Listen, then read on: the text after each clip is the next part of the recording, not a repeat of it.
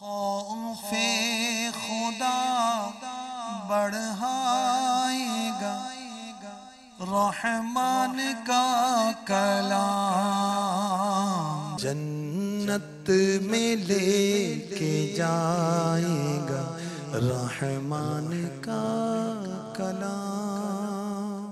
الحمدللہ رب العالمین والصلاة والسلام علی سید المرسلین، اما بعد فاعوذ باللہ من الشیطان الرجیم، بسم اللہ الرحمن الرحیم، الصلاة والسلام علیک یا رسول اللہ وعلی آلک واصحابک یا حبیب اللہ، الصلاة والسلام علیک یا نبی اللہ وعلی آلک واصحابک یا نور اللہ۔ مسند امام احمد، حدیث نمبر 1684۔ ہمارے پیارے آقا مکی مدنی مصطفیٰ حبیب کبریا محمد مصطفیٰ صلی اللہ علیہ وآلہ وسلم نے ایک مرتبہ باہر قدم رنجہ فرمایا۔ حضرت عبد الرحمن بن عوف رضی اللہ تعالی عنہ فرماتے ہیں میں حضور کے پیچھے پیچھے ہو لیا۔ حضور پرنور صلی اللہ علیہ وسلم ایک باغ میں گارڈن میں داخل ہوئے اور سجدہ کیا، اپنے رب کے حضور سجدہ کیا، سجدے کو بہت طویل کیا، یہاں تک کہ حضرت عبد الرحمن بن عوف رضی اللہ تعالی عنہ فرماتے ہیں کہ مجھے اندیشہ ہوا کہیں اللہ پاک نے آپ کی روح مبارک قبض نہ کر لی، تو قریب ہو کر بغور دیکھنے لگے۔ میرے آقا صلی اللہ علیہ وسلم نے اپنا مبارک سر اقدس اٹھایا، فرمایا عبد الرحمن کیا بات ہے؟ تو انہوں نے اپنا خدشہ ظاہر کیا کہ حضور اتنا لمبا سجدہ کیا تو مجھے یہ خوف ہوا کہ کہیں آپ کی روح مبارک تو قبض نہیں ہو گئی، تو اس لیے میں دیکھنے لگا۔ میرے آقا صلی اللہ علیہ وسلم نے فرمایا جبریل امی علیہ السلام نے مجھ سے کہا کیا آپ کو یہ بات پسند نہیں کہ اللہ پاک فرماتا ہے جو تم پر درود پڑے گا میں اس پر رحمت نازل فرماؤں گا، سبحان اللہ، جو تم پر سلام بھیجے گا میں اس پر سلامتی اتاروں گا، سبحان اللہ۔ جو چاہے کہ رب کی رحمت نازل ہو حضور پر درود پڑے، جو چاہے کہ اس پر سلامتی ہو وہ حضور پر سلام پڑے۔ زمانے والے ستائیں درود پاک پڑھو، جہاں کے غم جو رلائیں درود پاک پڑھو۔ الحبیب صلی اللہ تعالی علی محمد۔ قرآن کی شان کے آج کے سلسلے میں انشاءاللہ الرحمن قرآن کی تعلیمات پر عمل کرنا ہمارے لیے عزت کا باعث ہے۔ اس ٹاپک پر کچھ عرض کروں گا، اور قرآن کی تعلیمات کو اگر ہم چھوڑ دیتے ہیں، اس سے منہ پھیر لیتے ہیں تو ہمارا پھر انجام کیا ہوگا، یہ بھی انشاءاللہ الرحمن عرض کرنے کی کوشش کی جائے گی، اور اللہ رحمت فرمائے ہم سب پر۔ قرآن کی غیبی خبریں، اس تعلق سے جو آج کل جدید سواریاں ہیں نا، جہاز، ہیلی کاپٹر، راکٹ اور کیا کیا، اس کی بھی قرآن نے غیبی خبر دی۔ قرآن میں اس کا ذکر بھی موجود ہے اشارتاً، انشاءاللہ یہ بھی آپ کو میں عرض کروں گا، اور سورتوں کے فضائل بھی عرض کیے جائیں گے انشاءاللہ الرحمن۔ سورہ قصص، سورہ عنکبوت وغیرہ کے تعلق سے آپ کو کچھ مدنی پھول پیش کیے جائیں گے۔ اللہ تبارک و تعالی اپنے پاک کلام میں ارشاد فرماتا ہے لَقَدْ أَنزَلْنَا إِلَيْكُمْ كِتَابًا فِيهِ ذِكْرُكُمْ أَفَلَا تَعْقِلُونَ۔ بے شک ہم نے تمہاری طرف ایک کتاب اتاری جس میں تمہاری ناموری ہے، تو کیا تمہیں عقل نہیں؟ یہ قریش جو کہ مکے کا بہت بڑا قبیلہ اور بہت عزت والا تھا، ان کے گروہ کو ارشاد فرمایا جا رہا ہے کہ تمہاری طرف اللہ پاک نے عظیم الشان کتاب اتاری۔ کون سی کتاب؟ رحمان کا کلام، قرآن کریم، قرآن عظیم، قرآن مجید، کتاب مبین، فرقان، قرآن، کتنے نام ہیں میرے رب کے کلام کے، سبحان اللہ۔ تو قریش کو بتایا گیا تمہارا شرف، تمہاری عزت ہے کہ تمہاری زبان میں اللہ پاک نے قرآن نازل کیا، عربی میں نازل کیا۔ غیرت کا تقاضا کیا ہے؟ عقل کا تقاضا کیا ہے؟ اس کتاب کی تعظیم کرو، اور یہ کتاب جس نبی پر نازل ہوئی اس کی تعظیم کرو، جن پر کتاب نازل ہوئی تعظیم کرو، ایمان لے آؤ۔ تمہیں عقل نہیں ہے کہ ایمان لاؤ، عزت پاؤ، سعادت پاؤ۔ اللہ اکبر۔ تو یاد رکھیے قرآن میں ہمارے لیے دینی دنیاوی امور اور حاجات کا بیان ہے۔ یاد رکھیے قرآن میرے رب کا کلام، اس پر ایمان لانا، اس میں جو میرے رب عز و جل نے احکامات فرمائے، جو اس کی تعلیمات ہیں، یاد رکھیں اپنی عقل سے سمجھنا نہیں اس کے احکامات کو۔ اس کے احکامات ہمیں ترجمہ و تفسیر سے پتہ چلیں گے، اس کے احکامات ہمیں عاشقان رسول علماء سے پتہ چلیں گے۔ تو جو قرآن پر ایمان لائے گا اور قرآن نے جو کچھ کہا اس پر عمل کرے گا، اللہ پاک اس کو عزت عطا فرمائے گا۔ اور غور کیجیے، ہسٹری آف ورلڈ یہ شاہد ہے، یعنی گواہ ہے کہ جب تک مسلمانوں نے قرآن پاک پر عمل کیا یہ عزت دار رہے، اور ہر میدان میں کافروں پر حاوی رہے، غالب رہے، کامیاب رہے۔ عزت، شہرت، ناموری، دبدبہ، روب، ہیبت قرآن کی تعلیمات پر عمل کرنے کی برکت سے۔ اور جب مسلمانوں نے قرآن کی تعلیمات کو استغفر اللہ چھوڑا تو کفار مسلمانوں کی سرزمینوں پر قابض ہو گئے، ورنہ ذہنی طور پر قابض ہو گئے۔ وہ ان کی معاشیات پر، اکانومی پر اور دیگر معاملات پر حاوی ہو گئے، کلچر پر قابض ہو گئے، سوچ پر قابض ہو گئے، اور کتنے بیچارے مسلمان کفار کی انگلیوں پر ناچ رہے۔ اللہ کی پناہ۔ تو کسی نے کتنی زبردست چوٹ کی، وہ معزز تھے زمانے میں مسلمان ہو کر۔ کون؟ ہمارے اسلاف، ہمارے بڑے صحابہ، اللہ کے نیک بندے صالحین، وہ معزز تھے زمانے میں مسلمان ہو کر، اور ہم خوار ہوئے تاریخ قرآن ہو کر۔ قرآن کو چھوڑا تو ہماری عزت جاتی رہی۔ اور یہ بھی عبرت کی بات ہے، درس قرآن اگر ہم نے نہ بھلایا ہوتا، یہ زمانہ نہ زمانے نے دکھایا ہوتا، تو ہماری عزت کس میں ہے؟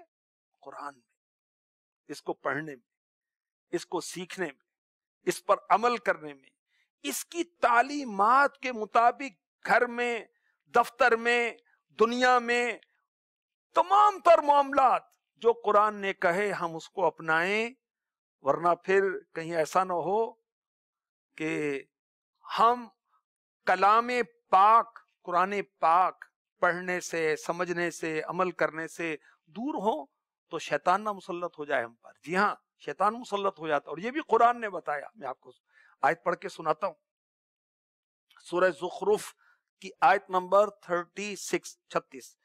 وَمَن يَعْشُ عَن ذِكْرِ الرَّحْمَنِ نُقَيِّضْ لَهُ شَيْطَانًا فَهُوَ لَهُ قَرِينٌ۔ اور جو رحمان کے ذکر سے منہ پھیرے تو ہم اس پر ایک شیطان مقرر کر دیتے، تو وہ اس کا ساتھی رہتا ہے۔ قرآن سے اندھا بن گیا، استغفر اللہ، اس کی ہدایت کو نہیں دیکھتا، اس سے فائدہ نہیں اٹھاتا، شیطان مسلط ہو جائے گا۔ شیطان کیا کرے گا؟ گمراہی کا راستہ دکھائے گا، شیطان کیا کرے گا؟ جہنم کی طرف لے کر جائے گا، عقیدے خراب کرے گا، عمل خراب کرے گا، بے حیائی فحاشی کی دعوت دے گا، بدکاری کی دعوت دے گا، نشے، شراب، چرس، افیون اور نہ جانے کیا کیا، رشتہ داری توڑنا، منقطع، لڑائی جھگڑا، غارت گری اور قتل و غارت، مسلمانوں کا خون بہایا جا رہا ہے، جھوٹ، غیبت، چغلی، شیطان کے تو یہی کام ہے۔ درس قرآن اگر بھلائیں گے تو شیطان مسلط ہوگا۔ استغفر اللہ۔ وہ جو قرآن سے منہ پھیرتا ہے تو کافر کا شیطان ساتھی بنا دیا جاتا ہے، ٹھیک ہے؟ مسلمانوں کو بھی عبرت حاصل کرنی چاہیے، اور یہ کفار کے لیے وعید ہے، ہمارے معاشرے میں ان کو عبرت حاصل کرنی چاہیے کہ دنیا کی زیب و زینت میں مست، دنیا کی چمک دمک میں مست، دنیا کی دولت، دنیا کا مال حاصل کرنے میں ایسی مصروفیت ہے کہ قرآن دیکھنے کی فرصت نہیں ہے۔ توبہ توبہ توبہ، استغفر اللہ۔ تلاوت کرنے کا ٹائم نہیں ہے، اتنا ٹائم نہیں کہ اس کو سمجھ سکیں، اس پر عمل کر سکیں۔ تو قرآن سے تعلق مضبوط ہونا چاہیے۔ قرآن کی محبت اللہ رسول کی محبت ہے، اور جو کہتا ہے مجھے اللہ رسول سے محبت ہے، پھر قرآن کی تلاوت کیوں نہیں کرتا؟ ہمیں اللہ سے محبت ہے، دلیل اس کے فرامین پر عمل کرنا، اس کے پاک کلام سے محبت کرنا، اس کے حبیب سے محبت کرنا، اس کے پیاروں سے محبت کرنا، یہ ہے نا۔ تو بہرحال اللہ پاک ہمیں قرآن سے تعلق مضبوط کرنے کی توفیق عطا فرمائے۔ کیسے تعلق مضبوط ہوگا؟ اس کو پڑھیں، پڑھتے رہیں، سمجھیں، سیکھیں، سکھائیں، اس کی تعلیمات کو عام کریں، اپنے بچوں کو قرآن پڑھائیں، گھر میں تلاوت کریں۔ بعض بزرگوں کی ایسی ترکیب تھی کہ اینی ٹائم، دن رات، day and night, every hour, ہر گھنٹے، ہر لمحہ، ایوری مومنٹ قرآن کی تلاوت ہوتی رہتی تھی۔ آپس میں بانٹ لیتے تھے کہ اس وقت سے اس وقت تک آپ تلاوت کریں گے، اس وقت سے اس وقت آپ تلاوت کریں گے، اس وقت سے اس وقت آپ تلاوت کریں گے۔ دن میں دن رات گھر کے اندر تلاوت ہوتی رہتی تھی، کبھی امی تو کبھی ابو تو کبھی بیٹی تو کبھی بیٹا تو کبھی فلاں تو کبھی فلاں۔ اللہ کرے ہمارے گھروں میں بھی تلاوت قرآن کی بہاریں آ جائیں۔ اب نہیں آئیں گی تو کب آئیں گی؟ رمضان آ گیا ہے، سبحان اللہ۔ تو بہرحال جو قرآن اپنائے گا، اس سے فائدہ اٹھائے گا، اللہ پاک اس کو عزت عطا فرمائے گا، صرف دنیا میں نہیں، قبر و حشر آخرت میں اس کے لیے عزتیں ہی عزتیں ہیں۔ اور میرے رب کے کلام کی شان یہ ہے کہ یہ میرے رب کا کلام ہے، اور شفا ہی شفا، دوا ہی دوا، ہر درد کی دوا، ہادی ہے، رہنما ہے، اور فیصلہ کن بات، حرف آخر، وحی خدا، میرے مصطفیٰ کا معجزہ۔ کیا شان ہے قرآن کی! قرآن کی شان، قرآن کی شان ہے کلام خدا، قرآن کی شان، مرحبا مرحبا، قرآن کی شان، قرآن کی شان، قرآن کی شان، مولا نے کریم و عظیم کہا، مولا نے کریم و عظیم کہا، مولا نے کریم و عظیم کہا، اور مجید کہا۔ قرآن کی شان ہے کلام خدا، قرآن کی شان، مرحبا مرحبا، قرآن کی شان، بہترین دوا قرآن کی شان، شفا ہی شفا، قرآن کی شان ہے کلام خدا، قرآن کی شان، مرحبا مرحبا، قرآن کی شان۔ صلو علی الحبیب صلی اللہ تعالی علی محمد وعلی آلہ وصحبہ وبارک وسلم۔ اس سلسلے کا دوسرا سیگمنٹ قرآن کی غیبی خبریں۔ قرآن کی ایک شان یہ بھی ہے کہ اس نے غیبی خبریں سنائی، اور جو کہا وہ ہو کر رہا، کیوں نہ ہو کر رہے، کہ میرے رب کا کلام قرآن نے غیبی خبر دی کیا کہ یہ جدید نت نئی سواریاں آئیں گی. کب؟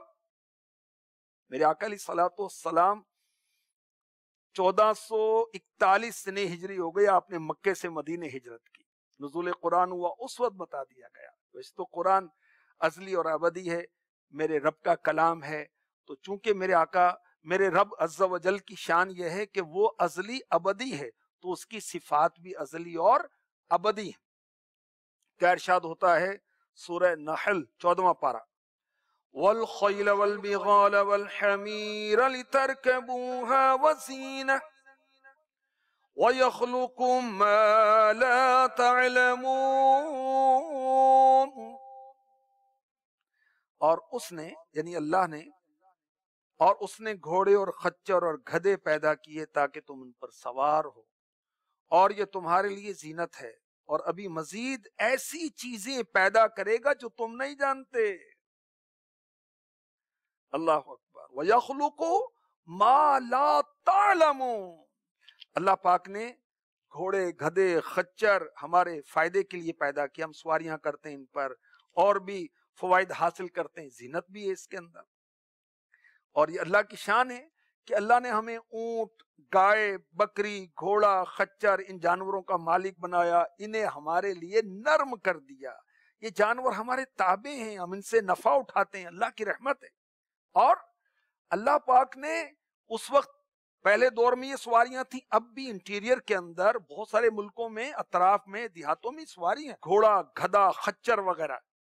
اس کے علاوہ جدید سواریاں، موٹر سائیکل آ گئی، سائیکل آ گئی، تو ٹرک، تو کاریں، تو ہیلی کاپٹر، تو جہاز، تو راکٹ.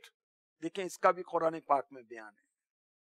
وَيَخْلُقُ مَا لَا تَعْلَمُونَ. کہتے ہیں کہ کسی جگہ پر کوئی عالم صاحب بیان کر رہے تھے، تو کسی نے کہا کہ آپ یہ کہتے ہیں قرآن پاک میں ہر چیز کا ذکر ہے، تو یہ گاڑیوں کا ذکر بھی ہے قرآن پاک میں، یہ جہازوں کا ذکر بھی ہے، جو جدید سواریاں اس کا بھی ذکر ہے. تو ان عالم صاحب نے یہی آیت کریمہ تلاوت کر دی. سبحان اللہ. تو کیا ارشاد فرمایا جا رہا ہے؟ جو سواریاں اس وقت تھیں تمہارے لیے پیدا کی ہیں، تمہارے لیے زینت بھی ہیں، اور وَيَخْلُقُ مَا لَا تَعْلَمُونَ، اور ابھی مزید ایسی چیزیں پیدا کرے گا جو تم نہیں جانتے. وہ چیزیں آ گئیں آدمی کے فائدے کے لیے، راحت کے لیے، آرام کے لیے، آسائش کے لیے. بحری جہاز ہیں، اسٹیمر ہیں، ریل گاڑیاں ہیں، کاریں ہیں، بسیں ہیں، وہ ایروپلینز فلائی کر رہے ہیں، اور ہزاروں لاکھوں سائنسی ایجادات، اور ابھی جو آئندہ بھی ایجاد ہوگا وہ سب اس آیت میں داخل ہے. تو قرآن کی شان دیکھیے کہ قرآن نے پہلے ہی سے یہ بتا دیا کہ آئندہ آنے والے زمانے میں یہ سواریاں، یعنی اور سواریاں بھی ہوں گی جن کی ابھی تمہیں خبر نہیں. اس سلسلے کا تیسرا سیگمنٹ صورتوں کے فضائل، کچھ تعارف بھی اس میں پیش کیا جاتا ہے. سورہ قصص یہ 20ویں پارے میں ہے. قصص کا مطلب ہے واقعات، قصے، سٹوریز.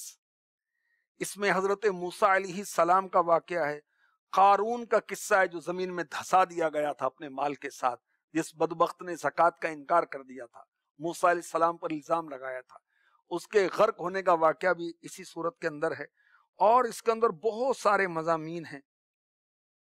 حضرت موسیٰ علیہ السلام کی ولادت کا واقعہ، فرعون کے گھر میں آپ کی پرورش ہوئی، اس کا واقعہ. حضرت شعیب علیہ السلام اللہ کے نبی تھے، ان کے علاقے میں حضرت موسیٰ علیہ السلام پہنچے تو حضرت شعیب علیہ السلام کی بیٹی کے ساتھ حضرت موسیٰ علیہ السلام کا نکاح ہونا، اس کا واقعہ بھی اس کتاب کے اندر درج ہے. کفار جو اعتراضات کرتے تھے اس کے جوابات بھی ہیں. تورات، انجیل اور قرآن پر ایمان لانے والوں کا ثواب بھی اس صورت کے اندر ذکر کیا گیا ہے. پچھلی امتوں کے عذابات بتا کر مکہ مکرمہ کے کافروں کو ڈرایا گیا ہے کہ تم اپنا انداز چھوڑ دو ورنہ تم پر بھی عذاب آئے گا. تو سورہ قصص یہ بہت زبردست اس میں واقعات ہیں. اور اس کے بعد جو اگلی صورت ہے سورہ عنکبوت. عنکبوت کا مطلب ہے مکڑی. مکڑی اسپائڈر، ٹھیک ہے، کیونکہ اللہ تبارک و تعالیٰ نے شرک جو ہے یہ غلط ہے، اس کا بطلان، اس کا غلط ہونا، اس کی مثال دی ہے مکڑی سے، تو اس لیے اس سورت کا نام رکھا گیا ہے عنکبوت۔ اس سورت کے اندر یہ بتایا گیا کہ دنیا میں مسلمانوں پر سختیاں آئیں گی، مصیبتیں آئیں گی، ان کو آزمایا جائے گا، کیونکہ پہلے لوگوں کو بھی اللہ پاک نے آزمایا، نفس کے ساتھ جہاد کرنے کے تعلق سے ہے۔ انبیاء کرام کی آزمائشیں مسلمانوں کے مقابلے میں انتہائی سخت ہوتی تھیں، اور پھر اللہ تعالیٰ نے اپنے حبیب صلی اللہ علیہ وسلم کو بتایا، حضرت نوح علیہ السلام، حضرت ابراہیم علیہ السلام، حضرت لوط علیہ السلام، حضرت شعیب علیہ السلام، حضرت ہود علیہ السلام، حضرت صالح علیہ السلام، حضرت موسیٰ علیہ السلام، حضرت ہارون علیہ السلام، ان کے واقعات، پھر اللہ تعالیٰ کی قدرت، وحدانیت، مرنے کے بعد زندہ کیا جانا، اس کا ذکر بھی سورہ عنکبوت میں موجود ہے۔ اللہ پاک ہمیں عاشق قرآن بنا دے، آمین، بجاہ النبی الامین صلی اللہ تعالی علیہ وسلم۔ خوف خدا بڑھائے گا رحمان کا کلام، جنت میں لے کے جائے گا رحمان کا کلام۔